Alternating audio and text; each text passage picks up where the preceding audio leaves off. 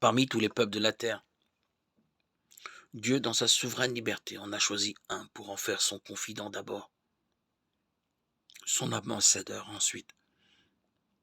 C'est dans ce sens que l'on parle de l'élection d'Israël, non au sens de votation, mais au sens de choix délibéré. Encore faut-il préciser qu'il ne s'agissait pas encore d'un peuple à proprement parler, au tout début de cette longue aventure. Il s'agissait d'un couple stérile, Abraham et Sarah, bien trop âgés pour pouvoir rêver de procréer. Mais Dieu en avait ainsi décidé et la descendance promise au patriarche a vu le jour. Une descendance consciente de bénéficier à tout jamais de ce choix gratuit de Dieu.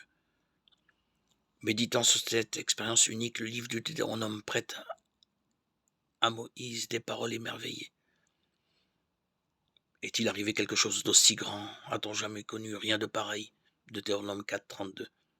Et il détaille les événements qui furent pour Israël la preuve manifeste des interventions de Dieu en sa faveur.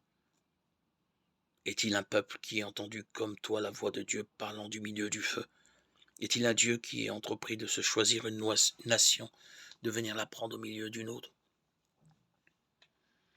Comme tu as vu le Seigneur ton Dieu le faire pour toi en Égypte. Les lointains descendants d'Abraham comprennent très bien ces évocations de la sortie d'Égypte.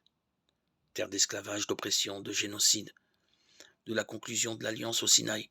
Vous serez mon domaine particulier parmi tous les peuples. Vous serez pour moi un royaume de prêtres, une nation sainte. Exode 19, 5, 6. Du don de la loi. Sans compter la sollicitude de Dieu tout au long de la difficile traversée du Sinaï jusqu'à l'entrée en terre promise. Comment ne pas rendre grâce avec le psaume 147? Il révèle sa parole à Jacob, ses volontés, ses lois à Israël.